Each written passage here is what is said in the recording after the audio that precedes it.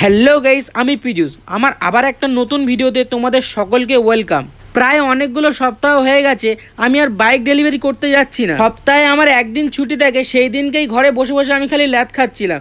তাই ভাবলাম আজকে অন্তত যাওয়া যাক। তাই সকাল সকাল ঘুম থেকে উঠে আমি যার সাথে বাইক ডেলিভারি করতে যাই তাকে ফোন করে নিয়েছিলাম। ওনাকে যখন আমি ফোন করি, ফোনটা রিসিভ করার সঙ্গে সঙ্গে আমাকে বলে উঠলো যে তোর কি তাহলে এতদিন পর আমাকে মনে পড়লো?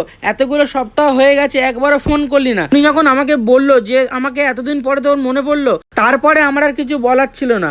আমি ওনাকে বললাম যে আজকে কি কোনো গাড়ি ডেলিভারি করতে হবে, তাহলে বলো আমি সেখান থেকে গাড়িটা নিয়ে আসি। উনি তখন আমাকে বললো যে হ্যাঁ, আজকে একটা গাড়ি ডেলিভারি করতে হবে। তাই আমি সেইটা শুনে চলে গেছিলাম সোজা স্টেশনে, কারণ আমাকে যেতে হবে কলকাতাতে, কারণ কলকাতা থেকে বেশিরভাগটা আমি গাড়ি নিয়ে আসি। তাহলে চলো আর বেশি দেরি না করে আমি তাড়াতাড়ি গিয়ে গাড়িটা নিয়ে আসি, কারণ আমি গাড়িটা তো নিয়ে আসবো কলকাতা থেকে, কিন্তু আমাকে ডেলিভারি দিতে হবে অনেকটাই দূরে। কারণ যদি ডেলিভারি দিতে দেরি হয়ে যায় আমি আর পরের দিনকে অফিস যেতে পারবো না। দেখো, সত্যি কথা বলতে আমার গাড়ি ডেলিভারি করা যতটা ইম্পর্টেন্ট, তার থেকে বেশি ইম্পর্টেন্ট আমার অফিস যাওয়াটা। দেখো, তোমাদের সাথে গল্প করতে করতে আমি কিন্তু ফাইনালি পৌঁছে গেলাম শিয়ালদাতে।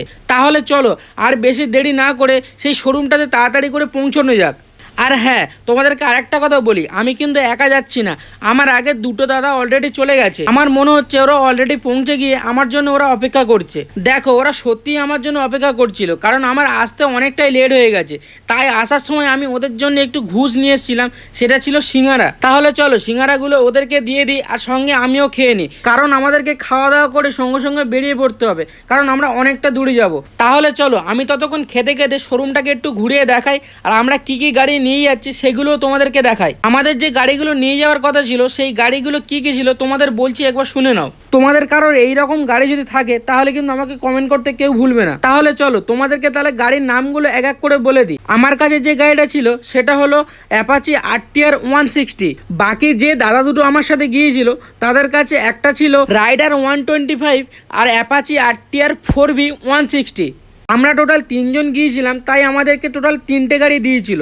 তারপরে ওখান থেকে আমরা বেরিয়ে এসেছিলাম, কিছুটা এগিয়ে এসে আমি একটু ওয়েট করছিলাম, কারণ ওনারা একটু পেছনে পড়ে গেছিলো। তারপরে ওনারা আমার কাছে আসার সঙ্গে সঙ্গে আমরা বেরিয়ে পড়েছিলাম আমাদের যে কলকাতা ওয়েলিংটন মার্কেট আছে বাইকের, সেখানে গিয়েছিলাম, কারণ ওখানে কিছু জিনিস কেনার ছিল আমাদের। তারপরে আমরা যখন ওয়েলিংটন মার্কেট থেকে বাইরে আসি, এসে যখন ধর্মতলা ক্রস করছিলাম, তখন দেখতে পেলাম যে আজকে ইডেন গার্ডেন্সে KKR এর খেলা আছে, তাই প্রচুর ফ্যান্স KKR খেলা দেখতে যাচ্ছে। তারপরে আমরা কিছুটা এগিয়ে এসে আমরা সবাই মিলে একটু রেস্ট নিচ্ছিলাম, হঠাৎ দেখলাম যে ঝমঝমিয়ে বৃষ্টি চলে এসছে।